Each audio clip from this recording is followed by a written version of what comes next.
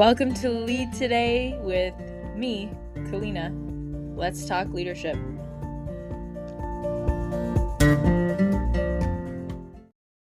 Hello, and nice to be back with you. It has been a minute, and I have been on maternity leave, which I suppose was not really announced. A bunch of reasons for this. If you have heard previous episodes, I've definitely had a unique journey when it comes to motherhood. And I mean, I suppose all journeys to motherhood are unique in the sense that none are exactly the same, but I should say it hasn't been a straightforward path. And so this has been something that has been just for me and my family, and an intimate, private experience that I really needed to wrap my head around. And I would say it's been challenging, it's been beautiful, sort of everything that people say about motherhood, I suppose.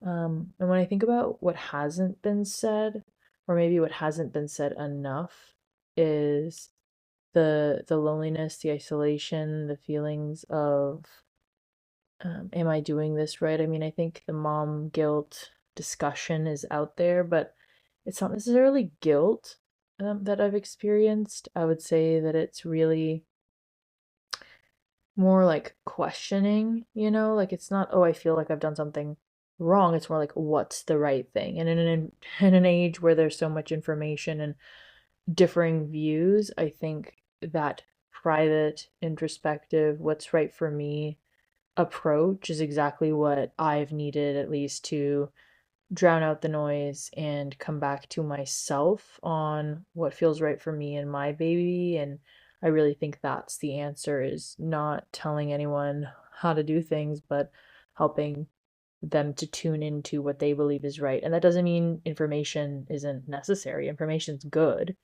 but I think it's an input, and then you need to decide how you're going to analyze and then utilize that information. And those are the elements that are so challenging now because of how much is coming in, right? If there's so much information, it's like if you imagine a table and they're just papers and stacks and stacks and stacks, that's kind of what we're dealing with, but there's no visual because it's all just on your phone or your laptop, right? It's just all inundating you, and it's like stacks and stacks of information. There's no way that a parent would have digested that many books or that much information, and especially small tidbits where you're not getting the full picture, or you're dealing with one expert or another, and it's not this all-encompassing view, right? Because an expert in one thing is not going to tell you the full scope. Anyhow, this might need to be maybe what I'll do. So I was going to introduce our next guest, and this episode is a long time coming. It was recorded in March of this year.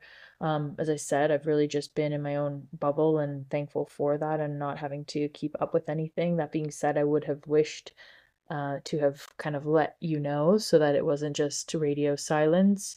But that wasn't the nature of my experience. There was a lot that I didn't plan. So here we are. Perhaps I will make this an episode of its own so that our guest gets the limelight for her episode and you can really focus in. I will sort of add a little bit of a teaser and say it's Emily Swan. She's a lactation consultant, but what I was saying about experts just a second ago, I think what I love about Emily is that it's not just lactation. It's not, she really does take this full picture and focuses on the mother, which that's another thing that's not discussed enough at all, which is, hey, what about mom? There's this cute baby that everybody wants to see and acknowledges, and that's beautiful and necessary, but there's a mom holding that baby that is so often forgotten. And I think that's where those feelings of isolation and loneliness come in, because hey, there's this being that has literally just come out of my body. Okay, let's just think about that for a second. Literally just come out of my body. Okay? And now I'm supposed to, one, give that baby to anybody that wants to hold them. I don't think so. Two, I'm supposed to be back to normal, whatever that means, which to me is missing the entire transition, which is of that, of maiden to mother. There's just no, there is no be myself again. I think women that grasp for that are just misguided, like completely misguided in the best possible way, right? You just want to feel somewhat like yourself again. I understand that. I've wanted that too. It's been really hard. I've fantasized about my old life. I've, like, but it is that. It's the past. You are no longer and will never be the same because of such a massive transformation physically, emotionally, spiritually. There's just no way around it. Once you transition to a mother. And it is a transition, right? Like, I mean, just because this human has exited your body, there are things that sort of occur in that postpartum period. Again, hormonally, which is physically, emotionally, all of the bonding that takes place when that baby is in your arms and on you. I think that's one thing that Emily, again, discusses and is great at clarifying, which is the breastfeeding relationship, yes, is for nourishment, but there's this huge bonding component of breastfeeding that is not to be understated. It's completely undervalued today. It's this idea that nourishment is nourishment, food is food. And that's just not the case. It's not the same if you're eating a hamburger and greasy fries from McDonald's or, a steak homemade with broccoli and potato or whatever it is. Like, there's just no, food is not food. And yes, of course, every situation is its own and you have to nourish your baby. Absolutely. And some situations require formula, and I'm not here to tell anyone what to do. And I'm certainly not a medical professional or expert, but I am here to say it's not the same, right? And there's nothing actually wrong with saying that. Like, I think the judgment and the guilt feelings come in because of because of feelings, because we feel, oh, I wish I could have done this, or I wish, or I should. All of those things don't help us as moms or as people, really. Like, should, I mean, you need to do for your situation what's best, but that doesn't mean we need to justify our actions by saying platitudes like, food is food or fed is best. These things, like, it's not the same, and that's okay. Like, I think as a mom, what I've realized is that it's okay for us to make different decisions. It's okay to maybe do things different from what you planned. It's okay also to have boundaries and things that other people don't agree with. But if you think they're right for your baby and you're taking care of your child, that's what's necessary. That's what's important, not other people's opinions. Not, well, this is what they used to do, or this is what she does, or, well, I thought it should be like this. No, well, I had all these ideas of becoming a mom, being a mom. I mean, I've had ideas for my whole life. And it's not to say, I mean, through coaching, one of the biggest proponents or elements of coaching is, okay, where am I today? Where would I like to be, creating that vision? So I'm not here to say don't have a vision. Vision is incredibly important to be able to see where it is you'd like to go and end up, right? But the path to realizing that vision is inevitably going to be fraught with just detours, because how, first of all, how boring would it be? But also, just how could you possibly conceive of every single intricacy of your life, every single thing that's going to happen? It's impossible to know everything that's going to happen, and you wouldn't want to. And, I mean, we say we don't want any difficulty and we want comfort, but again, that's boring. We're here to vision the experiences we'd like to have. I knew deep in my heart that motherhood was absolutely something that I wanted to experience. I wanted to go through this, right? I was so clear on that. Did I know what that meant when I said that? Absolutely not. you know, like, and no one could have told me. Like, if I had 100 moms before, telling me, well, but this and this, like, I had advice coming from different angles. And listen, it doesn't, the advice doesn't land. That's another reason why I love coaching, is because advice doesn't do it. Like, even now, I can tell you, this, and it's like this and that. And look, that's my experience. And it's so great to connect with people on their experiences. And I love to share my story and how things are going for me. And this podcast has been the most beautiful space for me to just share in ways that I don't even always get in my real quote unquote life, or in person. Let's say, like, this podcast is so amazing. It's like a diary of sorts. And um That being said, I don't think, how do I say this right? I think we need to focus on living our own experience. You can listen to other people's stories, and that's an experience just to share someone else's reality. But that doesn't make it your own. You don't have to apply it. Like we hear someone else, well, she's doing it like this and that, and this is what she did. Okay, we can craft. And so this is where I think it's valuable. If you see someone else and you're envious or jealous, or you feel like, wow, I really want what they have, right? I mean, that's what envious is. If you have that feeling, I think it's an indicator of what that vision could be for you. So if you're on the edge of, do I want kids or not? First of all, like I think it's very clear. I think people just don't admit the truth to themselves, kind of like when they're in a bad relationship, but they don't admit the truth to themselves. I've been there, I get it. It's like deep down if you want kids or not. It's just scary, it's scary.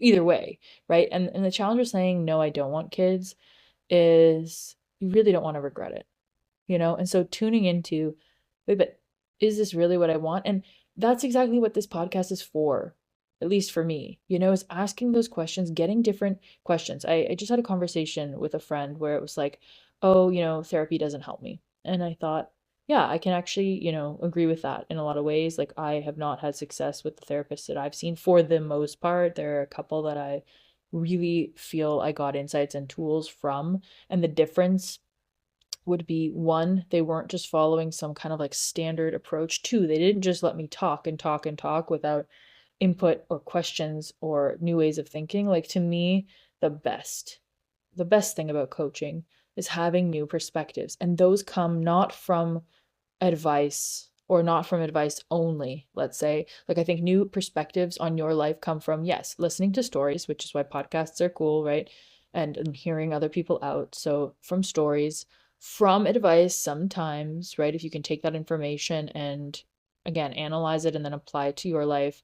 But then questions, and that's what I love about coaching. It's not just about rehashing your situation over and over and over again, hoping for something to change because you've said for the 30th time how you don't, you're angry at your husband and he doesn't do special things for you, or whatever it is, or like your boss is annoying because one, two, three, micromanaging, you should have got a raise, whatever. It's like when we complain like that, I get there's a time and a place, but we have to transmute that. We have to do something with it. And what we have to do with it is ask ourselves questions that lead us to new insights, new ways of thinking so that the situation can change.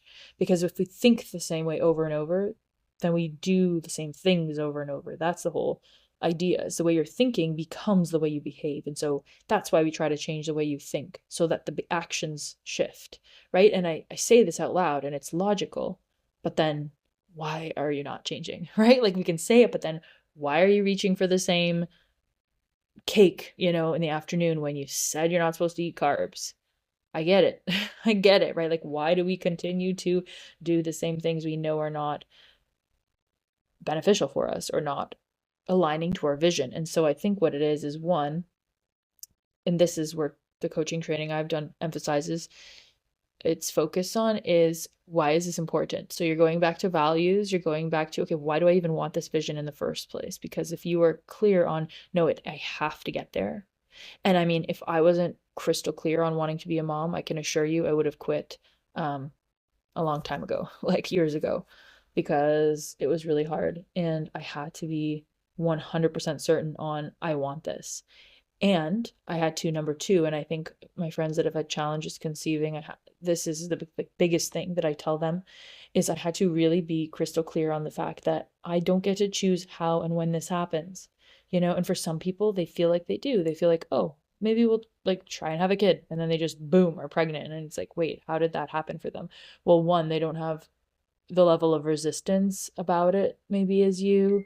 Two, the experience that they're having is just, we all have to have different experiences to have different lessons. And for me, I can tell you I was very stubborn. And so being very stubborn, I I had to kind of push, and that wasn't serving me and that didn't work. And as I said, I had to get very clear on the why I wanted to be a mom, but then secondarily, I had to really release that. What I just said, the when, the how. I had to say, okay, you know what? And that's when it worked out, obviously. And I say that, and even saying it out loud, it's like, oh, that's so cliche. Like, why would you? But it's what works truly, and it's like a genuine. There's nobody can just say, oh, like let it go. No, don't let it go. I was 100%. I want to be a mom.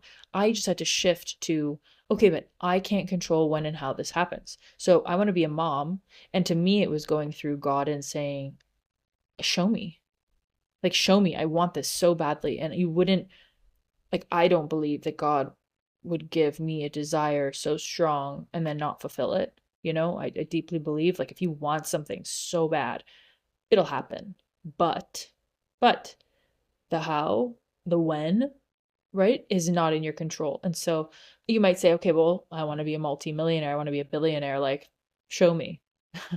Right. And I mean, is it a pure desire or is this something that's like superficial? And so you've got to kind of tease out like that's not a true desire, right? That's kind of being greedy or being excessive. But if you truly want that because you want to create this massive movement and thing and bring so much value to the world that you're a billionaire, that's impacting so many lives. Billionaires impact so many lives. Like think Jeff Bezos and have your opinion on him, right? I'm not glorifying anyone. I'm just saying people that are in that category have impacted, millions of people. That's why they're billionaires.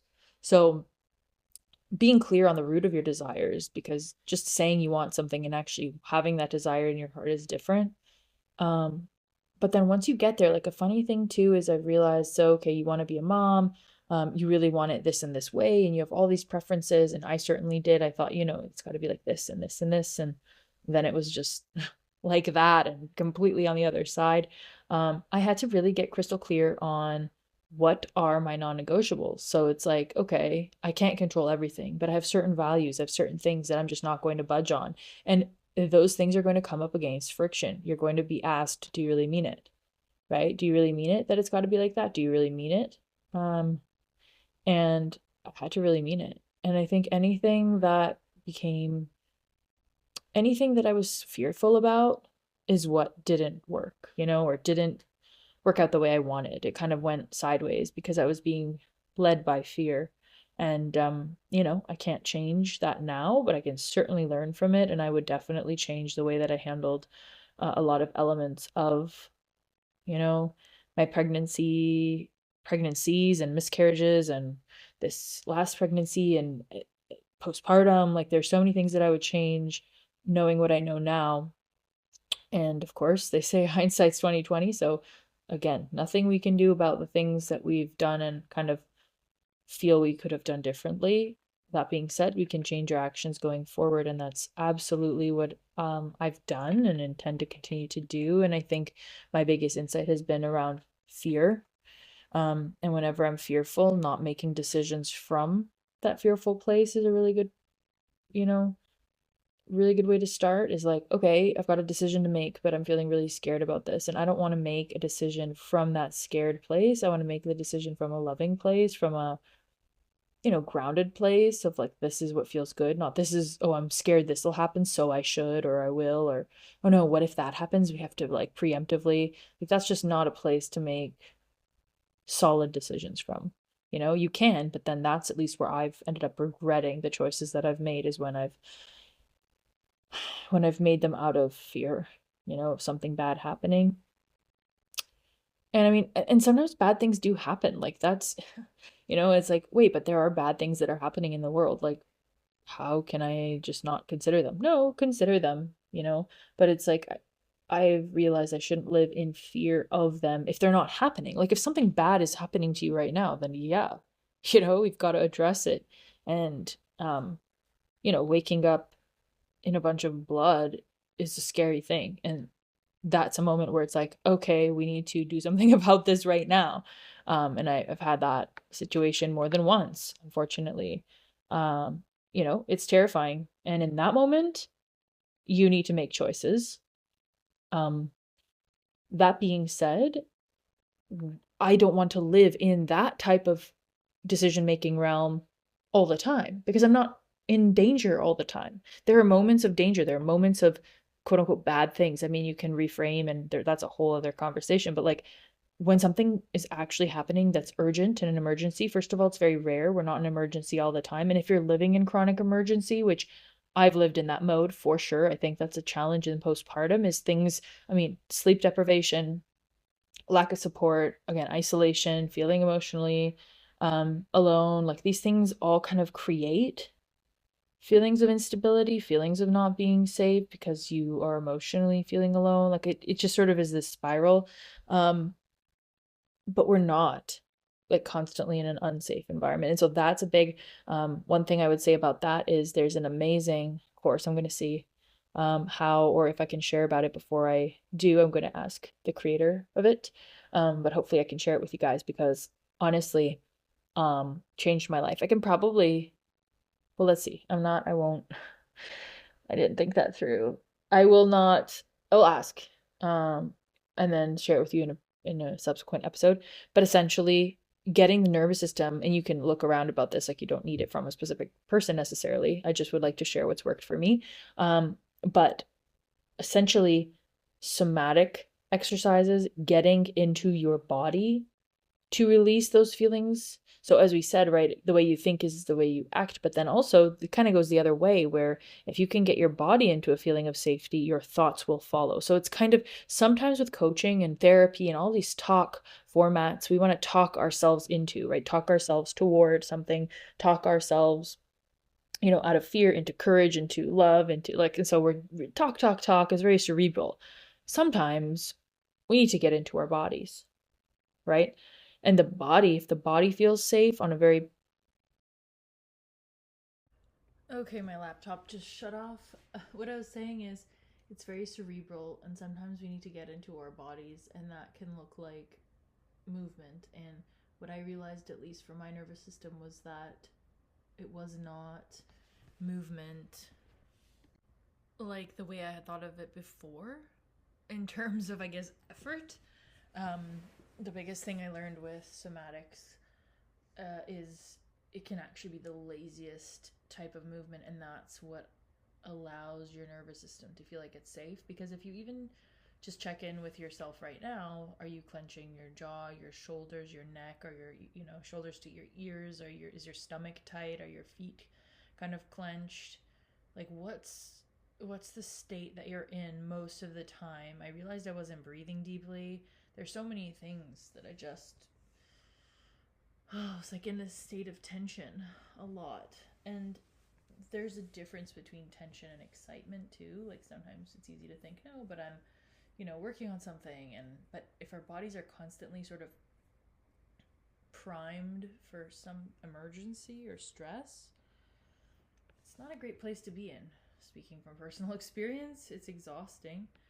Um, so anyway, I feel like we went down a bunch of different rabbit holes. I really just wanted to say hey, and I am back in some capacity. I would say it's not full on, it's not the way it was. I do intend to have episodes every week as it was, and I will backfill the catalog. I'm acutely aware that the pregnancy series is on week 9. That leaves us 31 weeks to get through. So I do intend to get there, and I appreciate your patience with me as I've fallen off the map and picked this back up. And I hope you've been doing well as you've been navigating this past year. I hope 2025 treated you well and that you're continuing to create, learn, grow. And I've missed you. I've missed this podcast. I've missed the outlet and sharing what's going on and chatting with amazing people. As I mentioned earlier, the next episode will be an interview with Emily Swan. I'm going to get it out there sooner than a week. But as I said, I wanted this to be the preamble to the episode, but I'm not going to make people listen to this if they want to hear that. So what I will say is you can absolutely expect it to be an interesting discussion that is filled with different ways of thinking, challenging convention around breastfeeding and infant nourishment and movement for infants, and Emily's got some amazing ways to work with her, and she's just a fascinating and wonderful human who has, I think, hit the nail on the head about motherhood in many ways. And so while I think most pregnant moms are planning nurseries and um, thinking of names, they really what they need is Emily in their lives. I wish I had Emily before giving birth. I really do. We need more support and more thought about the mother and what's going to be needed for the mother. And I've seen even baby showers where food is prepared, in advance for the mom. It's like, why are we having these parties where there's all these gifts that you barely use? Oh, there's so many. Don't even get me started on how many baby things there are that just are useless. They make no sense to me. Like, people buy the most ridiculous things for babies. Again, I mean, do what you gotta do, but so many gadgets that I'm like, why do you need this? And so many things that just get left unopened, even with the best of intentions, like that you think you will need it. And it just, even me, I tried to be so minimalistic. I thought from the lens of, would my grandmother use this? And even still, I ended up just with way too many things that I didn't need. And then the things that I did need, you kind of want to stock up. But it's hard to, I mean, how can you know that in advance, right? You just kind of have to live it. But certainly I've taken the minimalist approach to all the baby gadgets. But hey, that's my approach. And like we've gone through, it's not just done one way, and that's okay. I think you've got to be really happy with your approach to motherhood, and that's all that matters, really. Is, do you feel like you're doing it in a way that honors you? And so I think my intention for the next little while, and so some of you might drop off and other people might pick this up, but certainly there will be a motherhood slant to this podcast. There's just no way around it. It's my life now. I've changed. That doesn't mean that there won't be interviews that are not related to that with people that are not thinking about that. I still have varied interests, but I have to say, my biggest interest right now is being a mom to a little baby. So that's what it is that I'm doing, and my mind is definitely, a big chunk of it is focused on that. And so the things that I read and the people that I connect with are in that realm. And so you can expect a shift in the content to some degree. That doesn't mean that relationships, coaching, chatting with interesting people is out the window. Absolutely not. I'm still very fascinated with all the things that I was before, but there's this new element that is certainly taking the spotlight at the moment. And I think that's how it should be. And that's a whole, I guess, other discussion as well of like, I started it already by saying, you can't bypass this transition and just be who you were. And I don't want to be. And I don't think any mom genuinely wants to be, because that would mean not being a mom. And I think moms, for the most part, are really grateful to be moms. And it's such an important role to, and responsibility to have. But grappling with, it's very challenging to integrate that. I don't even know that I'm there yet, to be honest with you, that like I'm a mom. I think I might have to say that a few more times. I think this podcast will help me to just say it out loud. I mean, I've been living it, but it's wild. It's just the craziest experience. And I wish it for everyone. Truly, I know not everyone wants that, but I just think if you don't have kids, you're missing out on one of the most wild experiences, to look at another human that just sees you as this, as everything.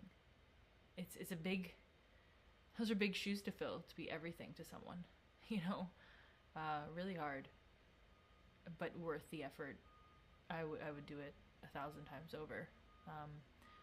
Again, learning and growing and making the best choices I can, but I would never change this role, not in a million years. So again, I really thank you for being here and picking up where we left off.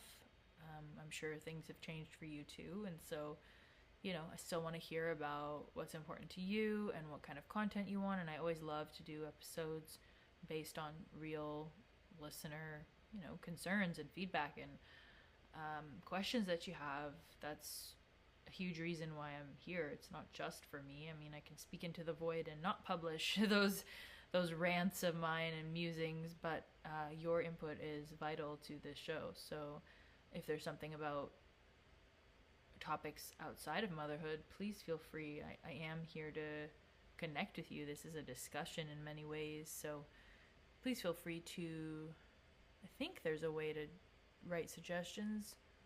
Look in the show notes. There's for sure a way to send in your thoughts and request things. So please do that. And if you haven't already, liked, reviewed, subscribed, commented, shared the show, all those things really make a difference so that people can find me and I can find them and we can help each other out. So I want to thank you for doing that if you already have, and encourage you to do so if you haven't. Look out for the next episode with Emily Swan. She's phenomenal. And as I said, I promise to backfill. So I will fill in the pregnancy series and then any other interviews or thoughts that I've got to get that series completed for you. But give me some time on that. What my main focus is now is to just keep us current on a weekly basis going forward, and then backfill as I can. So thanks again. So good to be back with you, and see you on the next one.